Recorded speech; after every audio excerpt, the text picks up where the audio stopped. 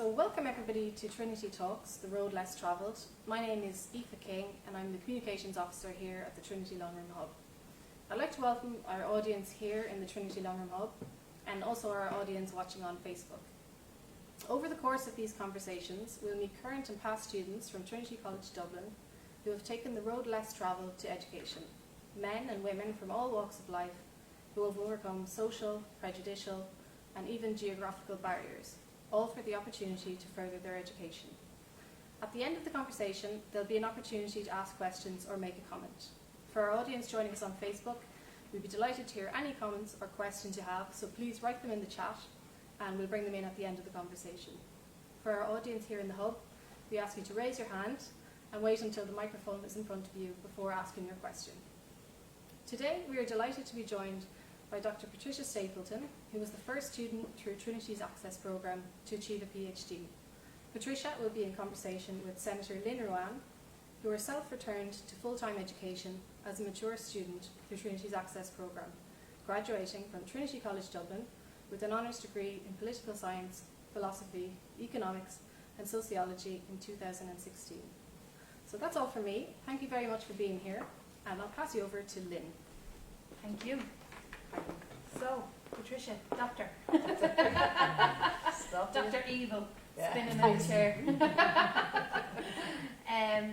So it's great to chat. I mean, we've spoken on a few different forums together, and I suppose we do share some parallels and our journey through Trinity and through the Access Programme, and obviously you're the first the first to reach PhD, which is, you know, it's an amazing achievement.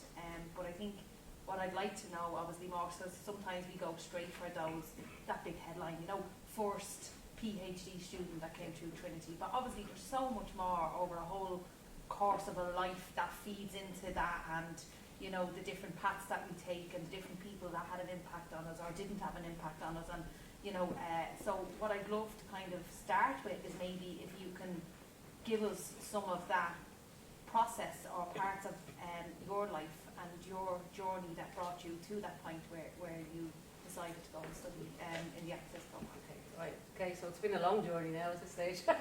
So, I'm one of 12 children. I'm the second youngest, and I had 9 brothers. Well, one who died before I was born, sadly off whooping cough. And the other 8 brothers, 1 younger than me, 7 older, 2 older sisters. So I had a sister and then 8 boys, and 2 girls and a boy. So it was a bit of a hectic life, if you like to say, boisterous, my mother used to call it. It was a big family, lots of noise, lots of sort of shouting and loving and everything, you know. So we sort of split our family into the elder lemons and the younger lemons. I very much, talking from an education perspective, I think there was always books in the house. There was always, you know, there were library books. You wouldn't have a library in the house, like you didn't have loads of books on the shelf, but we were always encouraged to read. And like, my father would have left school at 12 to start his apprenticeship, and yet he used to quote Shakespeare. Do you know what I mean? And he was always telling us stories.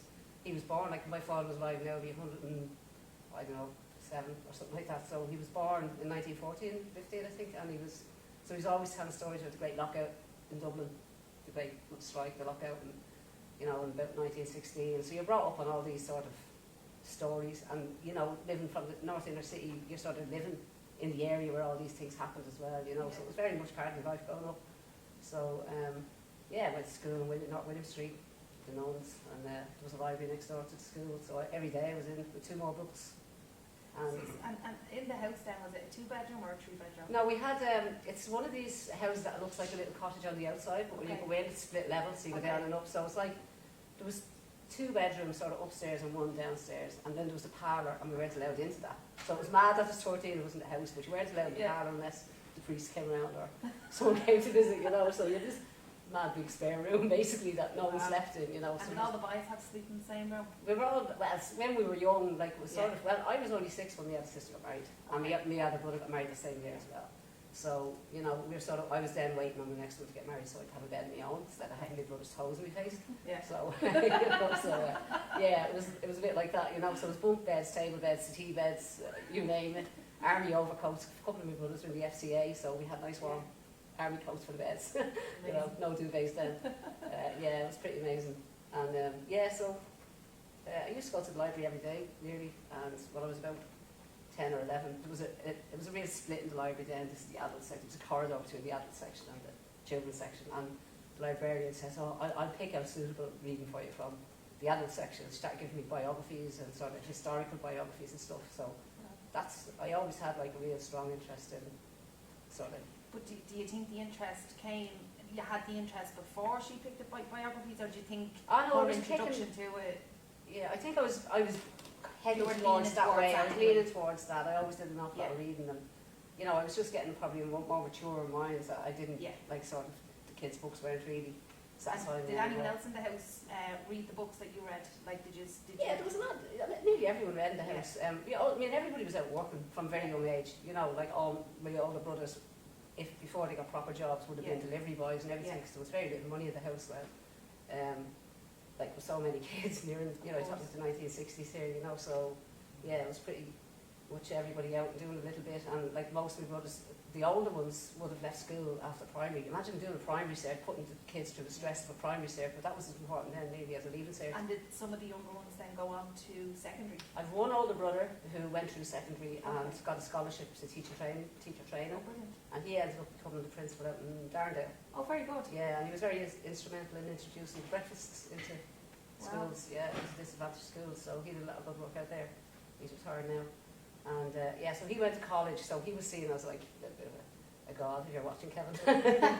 You know, and he was put through college anyway, but on a scholarship, and we were always encouraged to do well in school. But you have to remember, like, this is the 60s, free secondary education only came in 1966, so it was a luxury. If you wanted to go to school, it was a luxury. Yeah. And then, sadly, when I was 10, my father had to, he was invalided out of work. So he worked as a carpenter, and he was foreman on a building site, but he was very sick all through my childhood. He had emphysema. Okay. And so I was 10, and he was at home, and all I remember sort of like oxygen cylinders being delivered to the house 2 or 3 times a week, standing in the hall. And think about it, like, he was still there smoking a cigarette, and the oxygen cylinder, you know, like, you used to go and visit them in the hospital, people used to sit in the beds and smoke, you know. It was just a completely different world, different times. Was he allowed in the parlour at that stage? Oh, he was allowed. They actually got a machine after a few years. They actually got a machine. Yeah. It was like a fridge the size of it. They probably have them now, and you carry them around with you, you know. Yeah. But it was like a big fridge at the time, and they had it sort of wired into the parlour and the downstairs sitting room that we called the kitchen. That wasn't the kitchen. It was like, you know, it was just sitting room. Small space. And then the kitchen was behind it. So yeah. So in school then, you enjoyed school, did you? When I was in primary school, I was probably very quiet and very sort of studious, I would say. Okay. You know, but when I got to secondary, sort of into second year, something snapped. As it I does. sort of became a little bit of a rebel, I suppose. Yeah. And I thought then I'd never leave school. You know, it was like I just wanted to get out of school. And I sort of think ahead of myself all the time. I'm always thinking about what I'm doing next instead of what I'm doing at the moment. What do you think you were rebelling against? Like, when you're saying you became a bit of a rebel, was it just wanting to have fun? Yeah, Was just being a teenager, I suppose. Yeah, just get to that age where you don't want to be stuck to the rules. No, And there's there no was room a lot for of that in secondary school. There's no room to be to step out of line. Not really, no. Yeah. Especially when I run by the nuns, you know. It's like, But primary school, I had a really nice teacher in 4th, 5th and 6th class, and she was very young, and she was from Roscommon. Her name was Virginia Lyons, I think, something like that. Okay. Her mother was a school teacher, and she said, oh, my mother used to teach me, and I said, well, my brother teaches my younger brother, you know, so there was that going on in the house as well. So. And what year were you in when she taught you? In 4th, 5th and 6th class in primary. Okay. So I remember her saying to my mother, oh, Patricia has great potential, she could be a teacher. And I'm going, I don't want to be a teacher. So I think, What did you want to be? I didn't want to be anything. I just wanted to get out and work and get money and, you know, sort of live my life, you know, become independent, I suppose, you know. And so I had like there's 20 years between the elders and the young was my family, and there's a middle guy. So we should really call him Squash, because the elder lemons and the younger lemons, so that's him sitting over there. And so he was in the middle. So he was the real rebel. He doesn't look it now, like, you know. You look at him, you never think he was a rebel. But he was the main rebel, you see. So I think that's where it sort of came from as well. Yeah. My father was like, he was so much like into unions, and he wouldn't let tradesmen into the house unless they had a union card. Wow. Oh no, he wouldn't. You got your union card, you're not getting in. No, absolutely. That's brilliant, right? Yeah. Because for me, there was very little talk of politics or anything in my house. I had a very fair parents, and they encouraged me to read. There was always books. We went out and bought a Ladyboard book every week with the shopping, and I would devour it on the little local link on the way home from Kilmanagh Shopping Centre. There was no square shopping centre at the time. But there was very little political talk in my house, or unions or anything like that. But there's something about, if that exists within a household, it actually is really important, because what you're instilling in some sense is an ability in somebody to be able to advocate for themselves and to be able to know they have rights and how to exercise those rights. And it sounds like if that narrative is happening around you at home, whether it's your father talking about, I suppose, history and the Great Lockout, and then having that kind of union representation, do you think that had an impact on you and who you are, and how that shaped you? Because I grew up actually, and I still look at my own community, and it's well and good knowing that we have a right to education, or we have a right to health, or a right to this, but actually we don't even recognise our rights, and then we don't even know what steps we need to take to exercise those rights. But I could imagine having someone that kind of had a real union, that in the house, that actually that would help you know the steps you need to take to assert yourself. Do you think that it had an impact on you, on shaping you? Absolutely, yeah. It had a massive impact on me. I was always very much aware of what was going on politically in Ireland. I mean, the really funny thing is that, like, even though my father was a union, he would never vote Labour. He was Fianna Fáil. So they grew up in a real Fianna Fáil house, and then Squash, as we call them now, come in with the Labour newspaper, Labour newspaper put on the table. Get that rag out here, you know. Did he give it to us for free? Did he try and sell it to you? He was a socialist. He gave it to us for free. But anyway, so this sort of started. That was the first one who had ever come into the house and sort of stood up to say, no, this is where we should be. This is, we're in the union, and we need to change things. I just didn't have that. So, like, my dad, even when it came down to picking your football team, right? Yeah. So my dad was a massive League supporter fan, and he was big into League of Ireland, right? And he believed in sportsmanship and all of this. Now, I think he taught me something else. So what he did was, he never instilled his own things onto me. He kind of stood back to watch whatever came, you know? So, like, my brother, like, my nephew supports Liverpool because he didn't really actually ever have a choice in the difference, where my dad never enforced anything on us.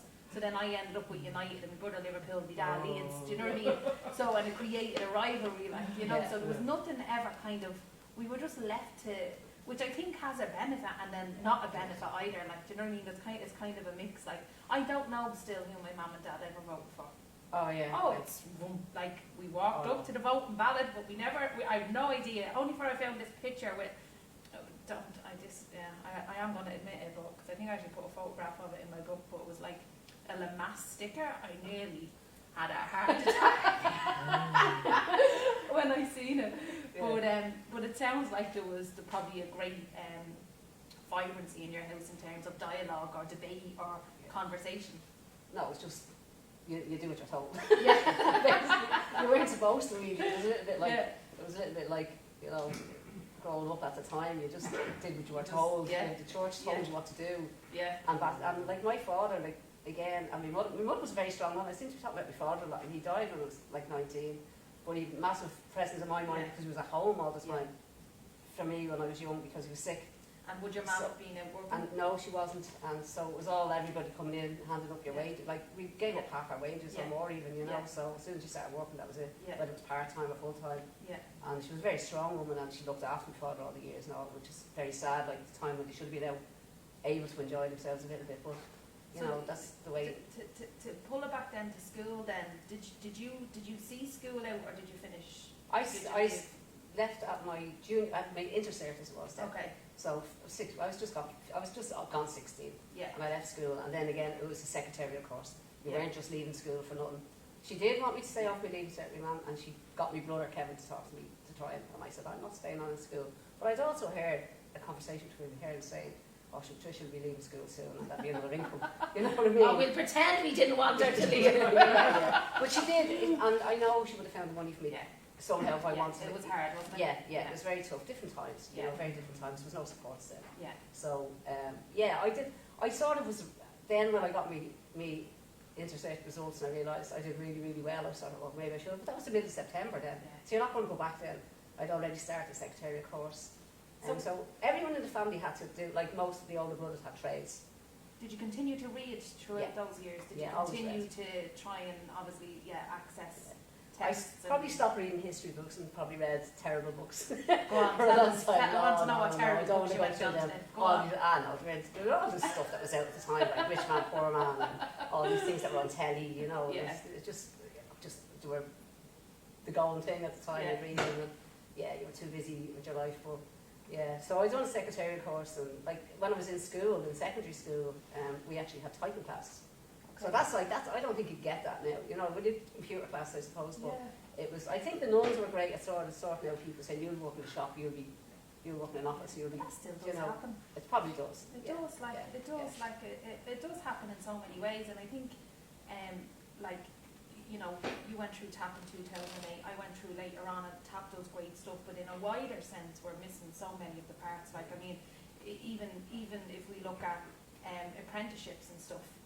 Like, apprenticeships are great, but they're not they're not in schools being, like, you're not encouraging middle class kids from very traditional backgrounds into internships. Exactly. Do you know, and apprenticeships, you know what I mean? So they can be still very targeted. So we don't have typing anymore, or maybe it's not as gendered, but it's definitely there's still a class element, I think, to 100%. What we encourage, like, Jordan, who went, like my daughter went through TAP, and I think that the intergenerational thing is always nice to see when, you know, it starts to change, and she's in Trinity now in her final year.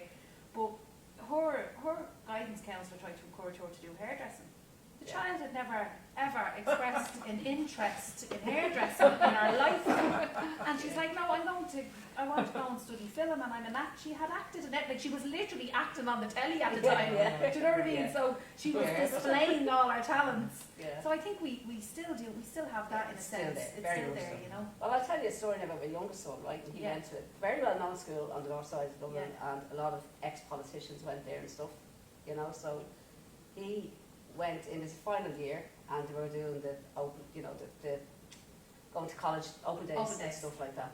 And himself and his friend brought themselves into Trinity because the guidance teacher said, so none of you will be going to Trinity, and she didn't bring them in. Now, what does that say? It's unbelievable, isn't it? And that's supposedly a good school.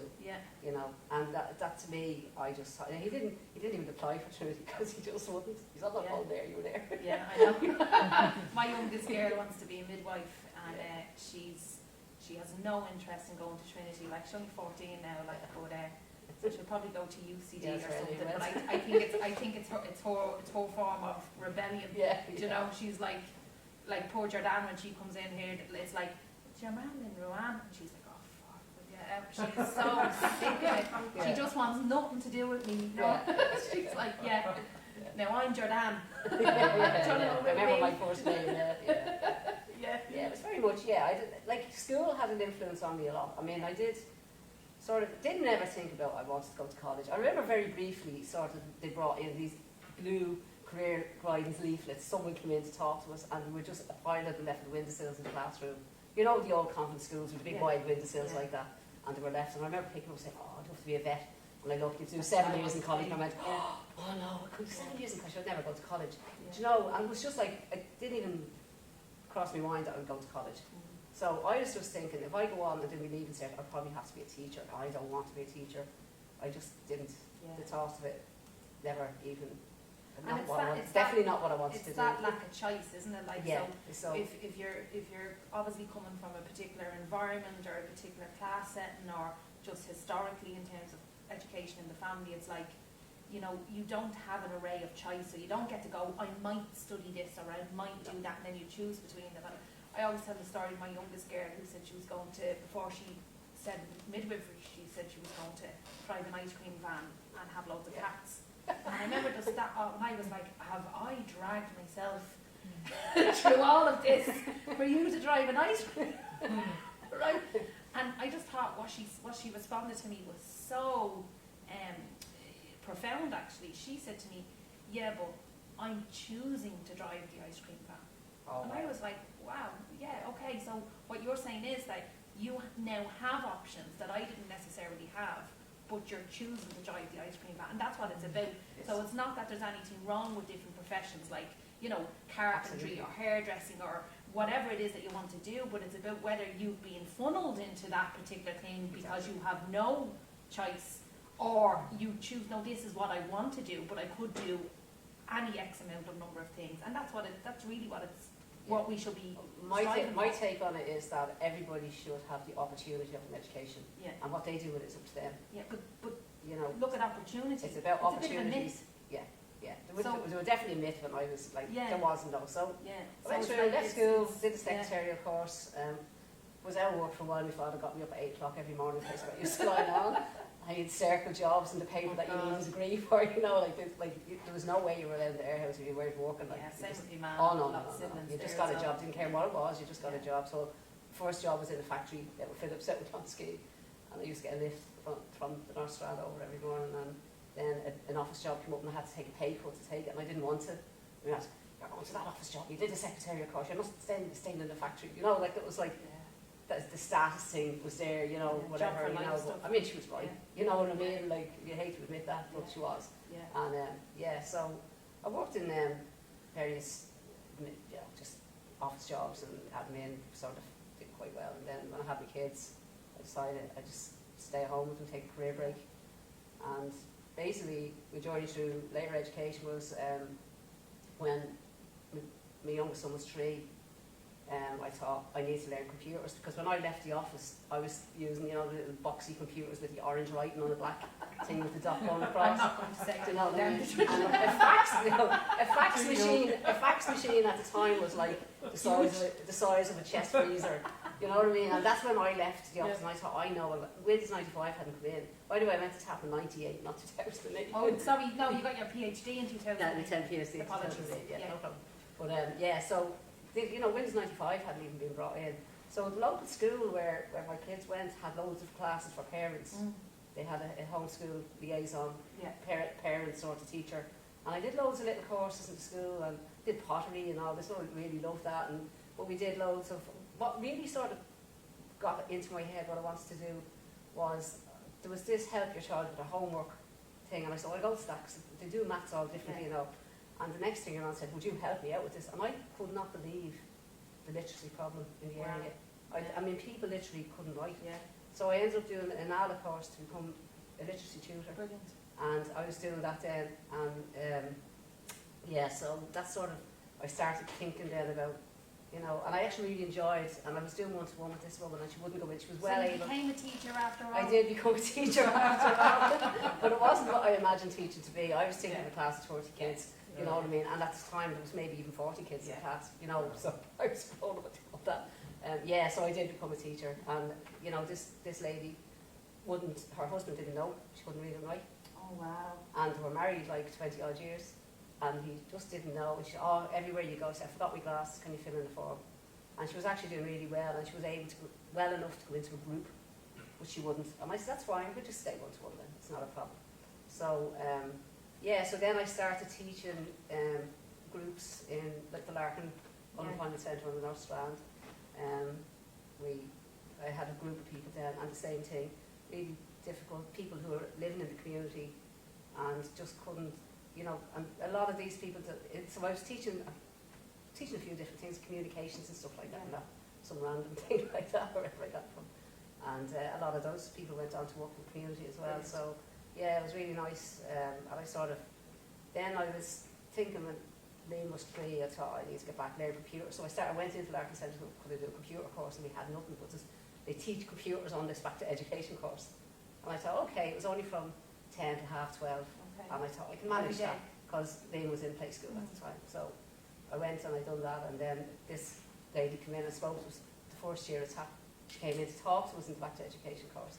And we did, on the back to education course, we did English and drama and history of art and computers, obviously.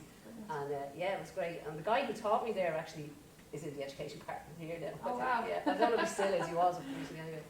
And yeah, so it was, so I went to the tap open day with a friend of mine, and I said, I'll go. And I said, even if I only do that for the year, and then I'll apply for college, and even if I just sort of start, you know, you're not going too far no, ahead. no, You're just like, I used to say, oh, I just walked into it, it sort of happened, but then I had to think and say, well, actually, I made it happen. I took the opportunity when it came, and that's what it's about. If an opportunity knocks on your door, you take it. If you think it's right for you, you just go for it. That's what I would say to people. But yeah, so it sort of all stemmed from that sort of, you know, look in the local community, and then I got on to TAP obviously, and it was a great year. Absolutely loved it. Roller coaster of a year, ups and downs, and you know yourself, you've been there, you know, and yeah, it was great. We were very great supportive financially as well. I mean, it wasn't much, but it all helped. It did. And then I got into history, single honours history I did, and I was really heading to do I was thinking about doing a PhD in medieval Dublin, and then Jane Allmar, who everybody here knows, came in to do a guest lecture. She was working in, she was lecturing over in, God, I can't think of it, in Scotland. Aberdeen at the time, yeah. And she came in to do a guest lecture, and I was 17 cents. You were in? This is my thing, yeah, this is my in now. And then so I had a chat with her, and we talked through PhD and everything like that. So isn't it wonderful though to be able to then be exposed to people even giving lectures on different topics, or the computer, because it's like so many people don't even know what they're interested in until it's actually presented to them, and then it's just like everything makes sense. You know, it was like that with philosophy. I never got to study philosophy ever, and then as soon as I started studying philosophy, I was like, I could have gone my whole life without ever experiencing this, and that's, you know, it's amazing to be able to then start engaging your brain in that. When I was on TAP, it was structured very differently. Now people choose what they do sort of very early on. We had to do everything.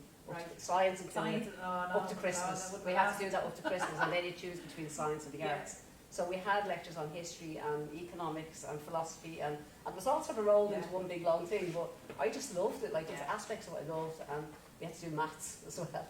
And the late Mary Clark, she was lovely. You know, she was a wonderful woman. She was Aidan Clark, who used to be the professor in history. His wife, she was really, and influenced me greatly and gave me great encouragement, massive encouragement. There's another lady on TAP this time. She was the educational advisor, Sheila Mungy, and she worked with TAP for a long time. And she said to me, "What do you want to do in college?" And I said, "Oh, I'll do computer studies." She said, "Why?" And I said, "Oh, because like that's really practical, and I'd be good at it." You'd gone and back into that practical mindset. She said, "But what would you love to do?" I said, "I'd love to do history or English." She said, "Well, go for it, because if you don't enjoy your topic, it's going to be really hard." So that's what I did, go for English and get, you know, it was their loss. I didn't get English. You know, mature students then didn't go through the CAO. You just went for an interview, and sort of they looked at what you've been doing and stuff like that. So yeah, I got into history anyway, and yeah, it was never regretted it anyway. And like there was a lot of at the time. We had my mother died when I was in first year. My husband sadly tragically died when I was just in the January before my final exams, and it was like, make a decision, do I continue on or not, you know, because financially that was going to be a massive blow. He had no pension, so it was all, you know, life just keeps coming at you. Life keeps coming at you, as we say, so I made the decision, now I'm going to stick with it, and I was lucky enough, I got a Trinity scholarship for the first year, and then I got an IRC HSS, it was called, the Irish Research Council scholarship for the 3 years, the following 3 years then, so and I was able to survive. Did you go straight on then with the rest of your studies? You didn't take any gaps, you just kept going? Just kept going, amazing. Because you sort of have to, I think, with your kids, and something like that happens, you have to be able to be there and say to them, you know, this is so memorable. You know, it's a very sad time in your life, but it's very sentimental. Massive friends, and family. I remember having to sit my maths exam for, it was either TAP or my first year to be that economics, and my dad died, and 3 days later I remember sitting my maths, I hated it. And I just remember the tears were on the sheets, and I said, I don't know what. I handed them up like, I think I passed by compensation or something, like it was just like scraped by. I think I wrote on the end of it, my dad just died. Somebody might feel sorry for me. Yeah, it was a terrible tragic time in our lives, but you know, it's supported really good friends and family. But there were people said, you should just get a job now, like, you know, what are you doing going to college? And I'm going, I have to keep going, because in the end it's going to be worth it, you know. And it was worth it. I didn't think I'd be institutionalised at this stage. I was still here, you know. So, but do you enjoy still being here? Yeah, I do. I love what I do. because I work in the School of Histories and Humanities, which is sort of history of art, classics, gender studies. And I have two roles, two major roles. I sort of do a lot more of that as well. A little bit of everything. But one of my big roles is I look after international non-EU students. We run a pre-semester programme for them.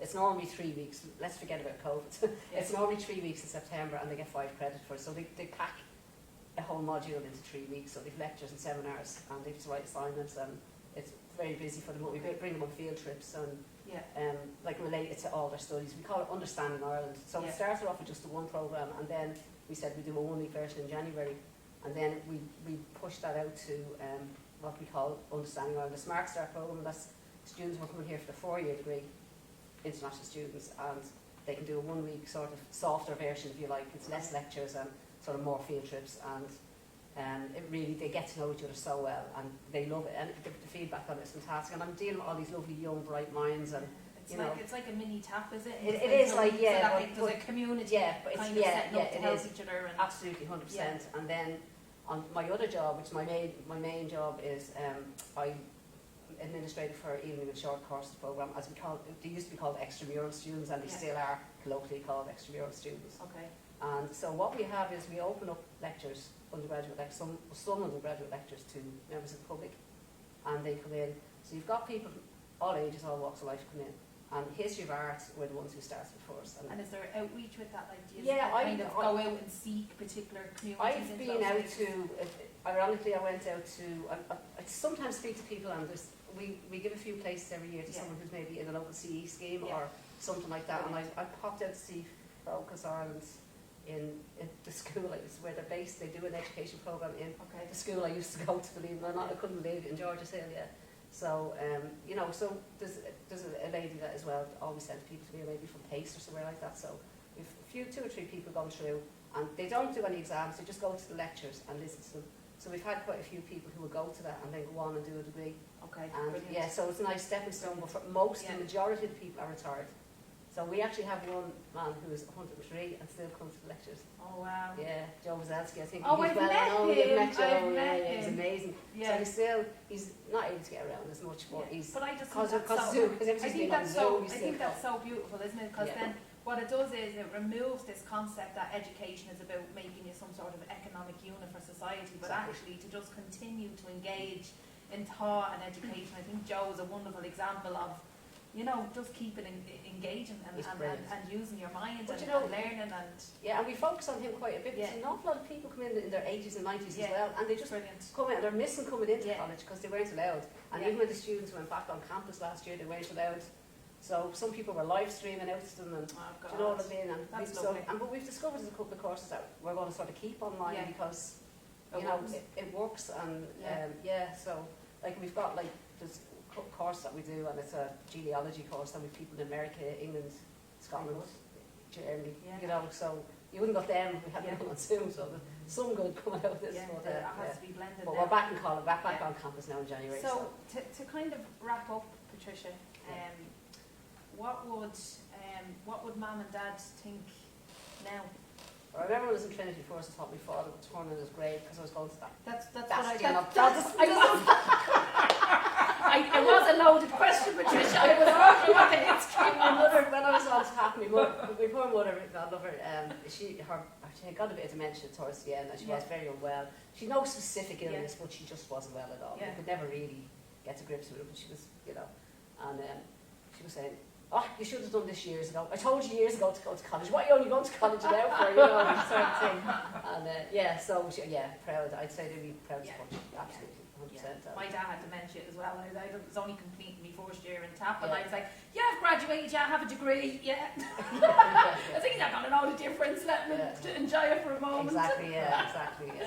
But Patricia, thanks so much. I think what I get from that is, I suppose, the impact of support, the impact of, family, the impact of parents, the impact of environment, everything, but also, being able to recognise your own ability and pursuing it at all costs, even in the most difficult of times. And I think for me, I don't know about you, it's about how do we create those situations so that we're not really a story. Exactly. I We understand. become invisible in it because it's just normal for people to be able to, to I live and think flourish. we both have the same story here. I think a little bit that we feel like we get rolled out quite a bit on top, which is great, and we're very happy to do it. Yeah, But I sort of feel like it shouldn't be. it shouldn't be still like But it will be, and it will continue to be, because there's not enough money put into the wider. the wider educational sphere, like getting into at a very young age. I know loads of colleges are really good, and they all have their own little schools and the deaf schools and everything that's happened and everything going the outreach, and it's fantastic. But you need to get it, like, even just getting into teachers, and getting them in the mindset that kids like that teacher not bringing But kids even into college. aspirations, like Yeah. I mean, it's They need like to be told you can go to college if you want, Yeah. And so I just thought, if I do this, if all I get out of it, that my kids, even one of my kids goes to college, I'd be happy. And so it's what happened, so I was delighted. and well done. But I wasn't sort of doing it for me then. Yeah. I was doing it because I wanted them to see that you could do it, and it didn't matter what stage of your life it was. And it doesn't matter that if you're 18, 28, 38, 50, Whenever it is. there's people in college doing degrees all the time, and they're in their 60s, they're retired, and they're still going back and learning and doing a degree. So there's never nothing to stop you ever, and there shouldn't be a barrier to young people thinking, or older people, particularly young people in school thinking, I can't go to college. There has to be ways of getting into college, whether it's financial help or whether it's just emotional support or educational support that they need. It's a And we mixture. need to get that into the community. Right, at base level, needs to be money pumped into that, but can't see that happening with what we have. But we'll keep going and we'll keep trying. We keep trying, and we still keep rolling ourselves out. Thank you, Patricia. I really do appreciate the conversation. Thanks very much, Lynn. I enjoyed it too. Thank you.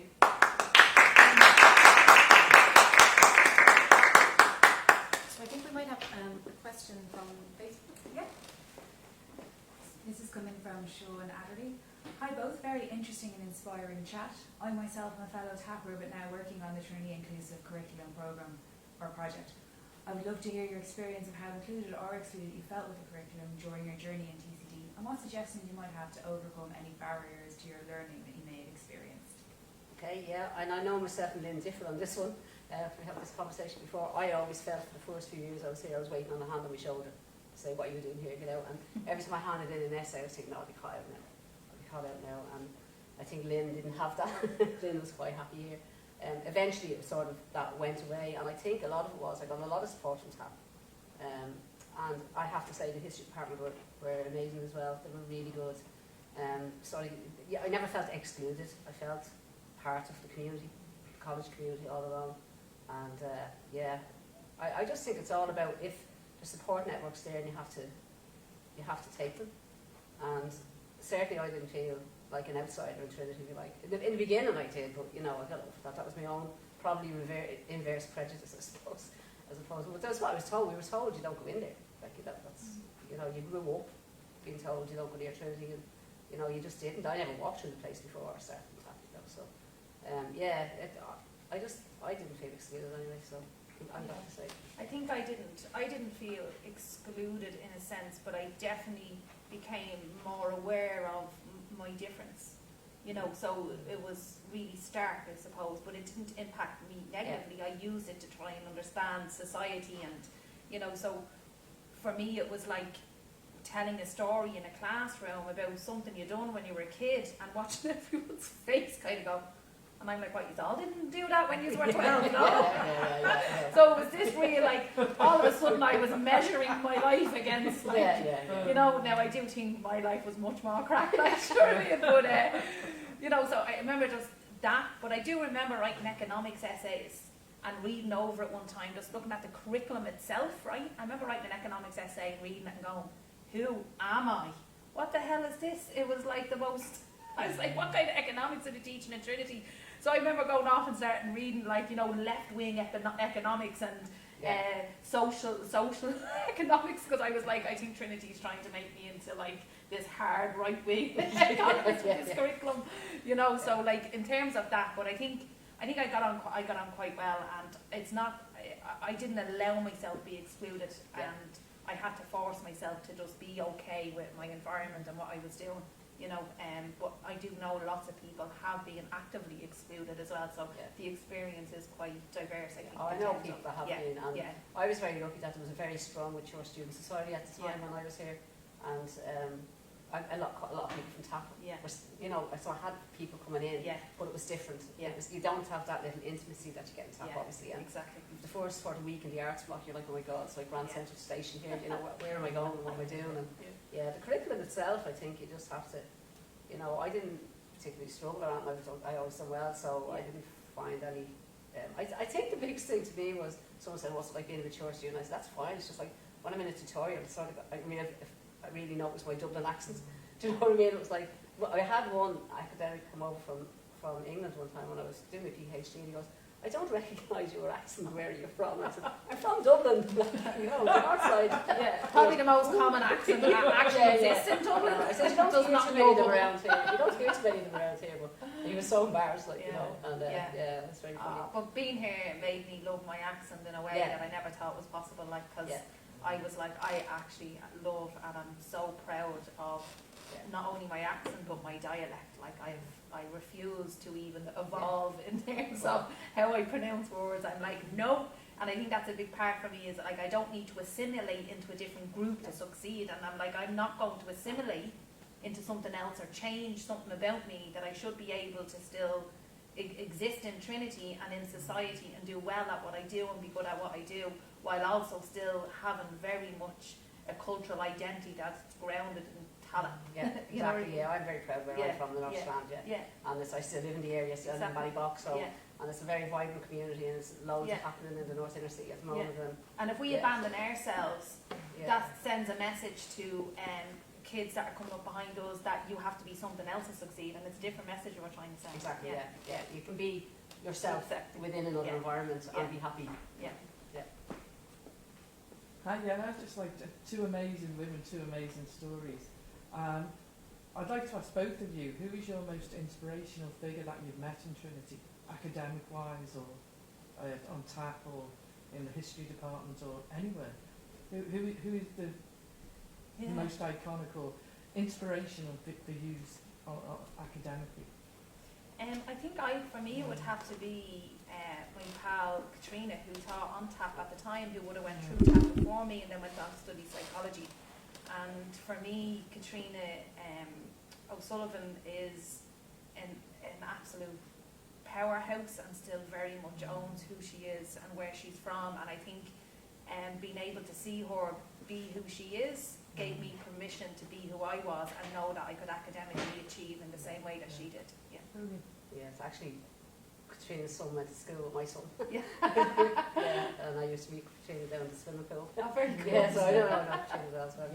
I had a lot of inspirational people. I think Mary Clark certainly was massively inspirational for me, who was Aidan Clark's wife, and she taught maths and TAP, and we became really, really good friends. And Mr. Terribly, Jane Allmar is another inspiration, but she was my supervisor on my PhD. But she made me just really want to do it. I remember, like, so many times saying, I can't do this anymore, I just can't, I'd be in floods of tears. And I'm going to tell her today, and that's it. And I go into her office and I come out and say, yeah, have that essay, I'll have that chat with you, like, in 3 days. And that was, you know, she just could, but this was fantastic work. And the next thing I'm going, really? I thought it was terrible, you know. It was like, she's just so, you know, just go out there and do it. And you look at what she's done, like, the way she travelled, and when she was Vice Provost of Global Affairs, what she's done in the long way home. And I find her very, very inspirational. She's brilliant. Great time, great, you know, so. And she was good friends with Mary Clark as well. So, you know, all these lovely, inspirational, strong women, I suppose. And I just think when I look at a lot of mature students that come through that I know, I just think they're great. And all the people come through TAP. It's about, like, there's just so many out there of us now, you know, and it is becoming a little bit more normal. We just need it to be more and more normal. We just want them all to speak with it. Exactly. Tip it.